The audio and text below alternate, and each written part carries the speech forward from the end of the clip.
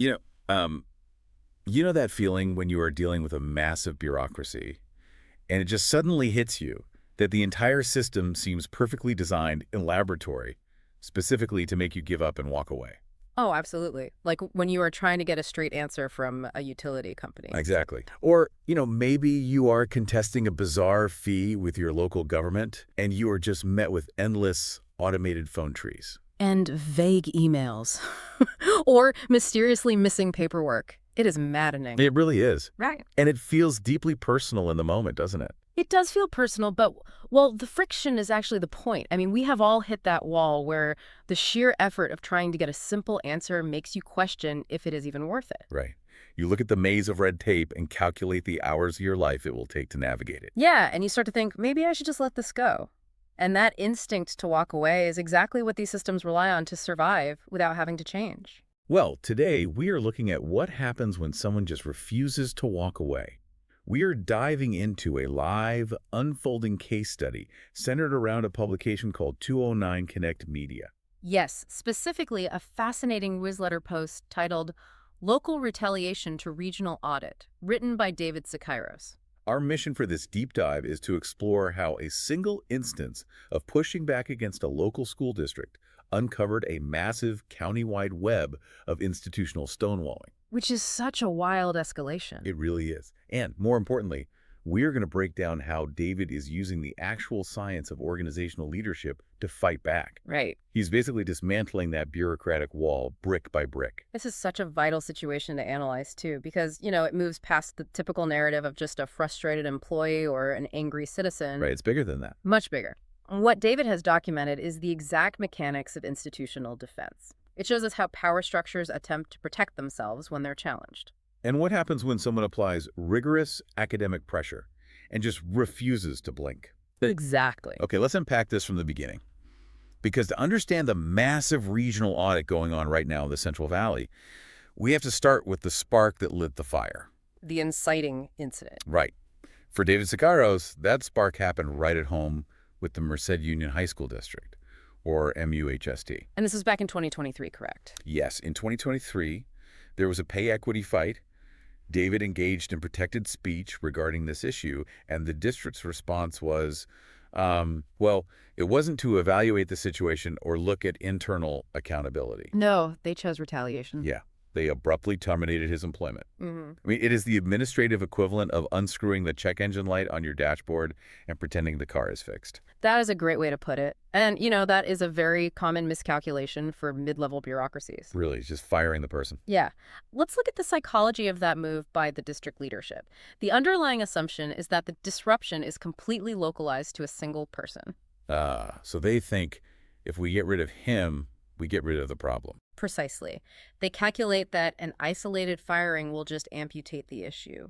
They rely on the suddenness of the action and the resulting isolation to sweep legitimate concerns like pay equity completely under the rug.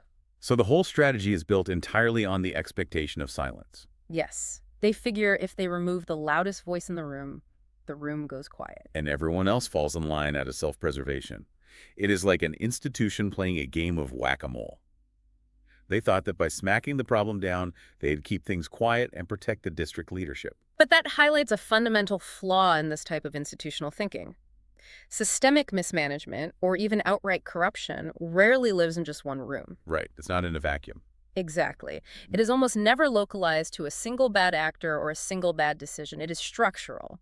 So by retaliating and trying to cut the thread, MUHSD inadvertently handed David the exact thread he needed to pull to make their whole operational system unravel. Because David wasn't silenced. I mean, instead of walking away, he zoomed out. He looked at the bigger picture. Yeah. He realized that if a school district operates with this level of impunity, they probably aren't the only ones doing it. Yeah. So he started filing public records requests across various entities in Merced County. He basically began systematically testing the transparency of the region's entire civic infrastructure. Which is brilliant. And it is the most effective diagnostic tool a citizen has. I mean, the public records request is a fundamental mechanism of democracy. It is how you, the taxpayer, get to see the receipts, right? Exactly. It is how you verify that the government is actually functioning within the bounds of the law. And the findings in the source text present a stark contrast in how these requests are handled across the county. On one hand, you have agencies that perform well on audits. The ones that actually comply with basic transparency laws. Right. You ask for a document, they acknowledge the request, and they provide the document within the statutory timeframe. Simple enough. But on the other hand, you have entities that completely stonewall. They don't just delay, they create a fortress. Right. They treat a routine Public Records Act request as hostile incoming fire. Okay, I have to play devil's advocate here on behalf of anyone listening who works in local government or, understands how stretched these offices can be. Sure, that's fair. Because we always hear about local agencies being underfunded, dealing with archaic software from the 1990s, and battling massive turnover. Oh, totally. The resources are often grim. So are these agencies deliberately acting with malice by stonewalling, or are they just terribly disorganized, underfunded, and incredibly slow? I mean, Hanlon's razor tells us we shouldn't attribute to malice what can be explained by incompetence, right? It is a totally valid point to bring up, and incompetence certainly plays a role in some delays. What's fascinating here is that David's research identifies a distinct, measurable pattern that goes far beyond just a lack of resources. The pattern of what, exactly? The source specifically characterizes this behavior as a defensive shield. Yes, underfunding exists, but these specific agencies intentionally blow past statutory deadlines by weeks or months. Wow, weeks or months. Yeah. They ignore follow-ups. They bury documents behind walls of deliberate administrative silence. So this isn't a clerk losing an email. This is a coordinated strategy. Administrative silence. That is a chilling concept. It's the email that never gets a reply. The phone call that goes straight to a voicemail box that is permanently full. Right. It is the deliberate weaponization of waiting. Why would they do that? Because they're betting entirely on citizen exhaustion. Citizen exhaustion. Oh, man, that perfectly names the feeling we talked about at the very beginning of this deep dive. It really does. They assume that if they make the process painful enough, the friction will just become too high. Because everyday citizens have jobs and families and lives to manage. Exactly. A bureaucracy knows you don't have a team of lawyers on retainer. They know you probably can't afford to take a Tuesday off to go down to a county office and bang on a desk. So it is a calculated wager that your stamina will run out before their legal delays do. Precisely. It reminds me of a moat around a castle. But instead of being filled with alligators to destroy the invaders, the moat is just filled with lukewarm oatmeal. Lukewarm oatmeal. I love that. Yeah, like it isn't deadly, but it is just viscous and annoying enough that you stand on the edge, look at the castle, and decide it simply isn't worth the swim. That is a brilliant way to visualize it. And honestly, 99% of the time, the oatmeal moat works flawlessly. It keeps people out. It maintains the status quo and protects institutional self-interest. But it is absolutely disastrous for public trust. Because it shows they don't care. Right. When an agency hides behind legal delays and bureaucratic friction, they basically confirm to the public that they view transparency as a threat rather than their fundamental duty. And here's the critical pivot in the story of 209 Connect Media. David and his team did not look at the moat and walk away. They definitely didn't. They didn't succumb to citizen exhaustion. Instead, they tightened the screws. They responded to bureaucratic friction with relentless systematic pressure. Which is exactly what you have to do. Right. They're processing new data, advancing their filings, and building a complete chronological record of every single default and missed deadline. Every single one. Every legal violation is being documented, tracked, and exposed. And here's where it gets really interesting. This isn't just a grassroots fight fueled by righteous anger. No, it's highly academic. It is the core of David's doctoral research in organizational leadership at UMass Global. And that academic integration completely shifts the battleground. I mean, usually when a citizen fights a local bureaucracy, it is a highly emotional battle. Which is totally valid. It is valid, but emotion eventually leads to burnout. The oatmeal moat wins. But by taking a cold, scientific approach to these highly emotional institutional failures, David neutralizes the bureaucracy's primary weapon. He literally turned his retaliation into his dissertation. He did, and the methodology he is applying is fascinating.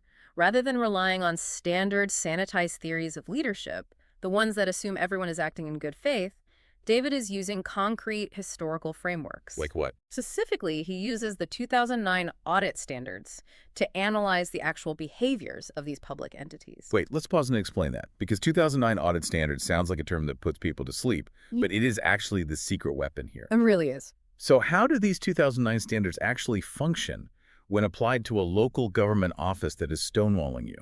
Think of it as a strict diagnostic framework. It shifts the focus away from individual clerical errors and places it squarely on institutional design. Okay. So if an agency misses a statutory 10-day deadline to provide a document, the standard doesn't just record a late paper. It traces the failure up the chain of command. Oh, so it asks why the paper was late at a systemic level. Exactly. It asks, is there a lack of mandated training? Is there a deliberate policy of delay dictated by leadership? Are specific legal exemptions being misapplied systematically to hide unfavorable data? So it connects the dots. It maps the superficial symptom, a missed email, directly to a structural leadership flaw. Wow.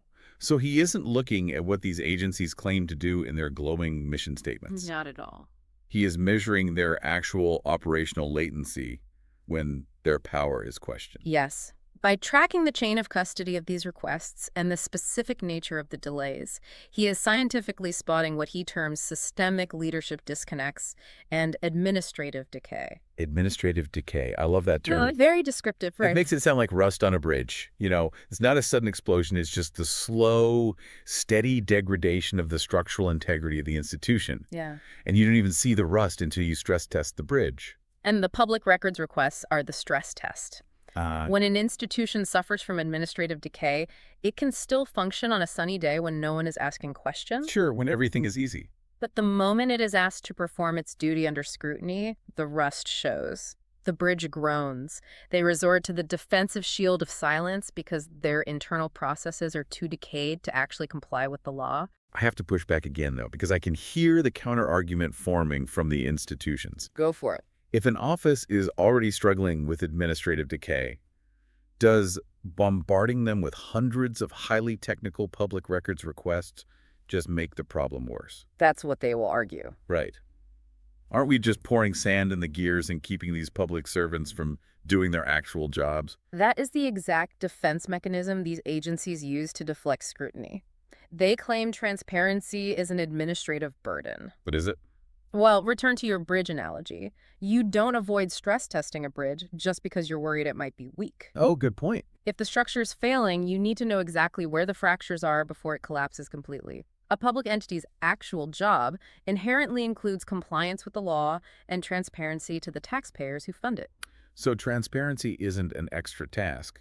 It is the core task. Exactly. If a request for public information grinds their operation to a halt, that is proof that the operation is fundamentally broken. Man, that reframes the whole concept of accountability. It takes it out of the realm of he said, she said, and puts it into an undeniable spreadsheet. Yes. Data doesn't lie. Right. A statutory violation on Tuesday, an illegal denial on Thursday.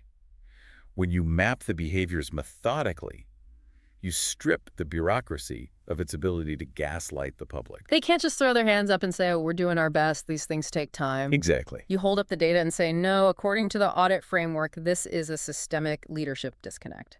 It forces the institution to look in the mirror. And it forces oversight boards and city councils to acknowledge the liability they are carrying. Yep, the financial and legal liability. So what does this all mean? Let's connect this directly to you, the listener. Okay. Because regardless of where you live, whether you're in the Central Valley of California, across the country, or on the other side of the globe, you interact with bureaucracies. We all do, daily. You face systems built to wear you down. And the overarching goal of 209 Connect Media is to build transparency and systemic change across these exact types of institutions. And they achieve this through a very specific framework. Right, the ARC cycle. That stands for Analysis, Rework, Conduit. Can you break that down for us? Sure. The ARC cycle is a highly effective operational model for driving real-world change. Analysis is the phase we just discussed. The public records and the data. Yes. The cold, hard gathering of data, tracking the missed deadlines, and mapping the administrative decay using those strict audit standards. It's basically doing the grueling homework that the agencies assume you wouldn't do. Precisely. Then comes the critical middle phase, rework. Okay, what happens in rework? This is where the science is applied to force a cure. It isn't just about complaining that a system is broken.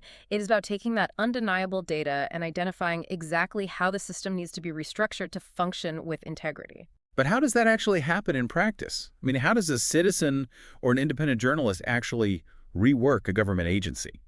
By using the data to draft new compliance protocols and presenting them to the ultimate Oh, authority. going over their heads. Exactly. You take the audit results to a city council, a grand jury, or a state oversight board. You demonstrate the massive legal and financial liability the agency is incurring by violating public records laws. Because money talks. It sure does. You map their workflow bottlenecks, and you propose codified processes that replace those arbitrary delays with mandatory trackable steps. You literally use their own failures as the blueprint for their restructuring. That is incredibly proactive. It's not just pointing out a leak, it's bringing the plumbing schematics to fix it. Exactly. And then we reach the final phase of the ARC cycle, conduit. This is where 209 Connect Media steps in as the publication. Right, the publishing side of things. They act as the channel to get this dense, highly technical information out to the public in a way that actually makes sense. Because a conduit channels energy. All the brilliant analysis and rework in the world doesn't change a single thing if it stays locked inside a doctoral thesis on a university library shelf. So true. Nobody reads those. Right. So by publishing this research through a dedicated newsletter, David is creating a direct conduit to the community. He is feeding the intelligence back to the citizens so they can clearly see the mechanics of the power structures operating around them. It empowers the community to realize they aren't crazy. Yes. Validation is huge. When everyday people feel like they're being given the runaround by local government, well, they actually are. It is a documented, calculated tactic. And seeing that validated brings such a crucial level of clarity to people who have been fighting these small, invisible battles against local agencies for years. If we connect this to the bigger picture, the source material says, quote, "The light is reaching the dark corners across the valley." That is the phrase that really stands out. It is powerful. What David's work proves is that institutional accountability is not just a lofty, abstract ideal. No, not at all. We often talk about transparency as if it's a magic wand that a newly elected politician waves on their first day in office. And then everything is suddenly fixed. But it isn't magic. It is an active daily practice. It is the unglamorous, relentless work of tracking, mapping, and holding power to the fire. Just one mundane public records request at a time. Exactly. We've all heard the phrase, democracy dies in darkness. But this deep dive shows that it doesn't usually die from a cinematic villain turning off the sun. It dies from administrative silence. Yeah. It dies because a clerk in a county office decided it was easier to ignore an email, and a supervisor let them, and the citizen who sent the email just got too exhausted to follow up. And slowly, day by day, that just becomes the culture of the institution. That normalized dysfunction is the true danger of administrative decay. It lowers the standard of governance for an entire region until failure is just accepted as the way things are. But 209 Connect Media is refusing to accept it. They are demonstrating that real transformation happens when you stare institutional failure in the face and refuse to blink. And by integrating this fight with rigorous doctoral research, David is creating a reproducible playbook. It's not just a one-off win. Right. He isn't just fighting his own battle. He is developing a methodology. Other citizens, independent journalists, and advocates can look at the ARC cycle and apply it to their own local governments. They can learn how to spot the defensive shields. And how to counter the oatmeal moat of citizen exhaustion with systematic documentation. And that completely removes the agency's ability to make excuses, especially when you consider that during this massive regional audit, some agencies actually passed with flying colors. Wait, really? Some of them were fully compliant? Yes. It highlights the vast difference between institutions that operate with integrity and those that rely on friction. You cannot claim it is impossible to meet a statutory deadline when the agency one town over is doing it flawlessly with the exact same resources. Oh, that is such a great point. It kills the "we're underfunded" excuse instantly. Absolutely destroys it. Okay, let's bring all of these threads together. We started this deep dive looking at an abrupt, retaliatory firing by the Merced Union High School District. A textbook defensive move. Right. We looked at a district leadership team that thought by terminating David Sakaros over a pay equity dispute, they could bury a problem and protect themselves. But instead of burying it, they inadvertently birthed a rigorous science-backed audit of regional administrative decay. They miscalculated spectacularly. They really did. They handed a researcher the exact initial data set he needed to prove his thesis on organizational leadership and systemic disconnects. They even took a localized employment dispute, pulled the thread, and unraveled a county-wide pattern of agencies using administrative silence as a defensive shield. And in doing so, he has exposed the primary weapon of stagnant bureaucracies everywhere. Their total reliance on your exhaustion. Which is why the integration of the academic research with the public conduit of the newsletter is so vital. It transforms personal retaliation into systemic reform. That brings us right back to where we started today. That universal feeling of hitting a bureaucratic wall that's perfectly designed to make you walk away. The oatmeal moat. The oatmeal mode.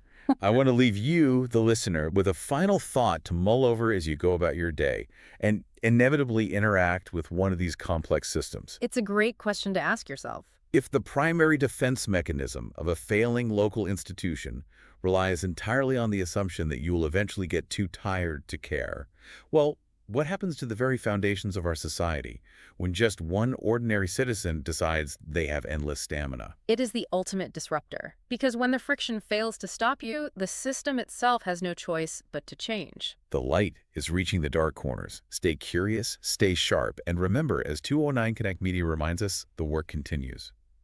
Thank you for joining us on this deep dive. We will catch you next time.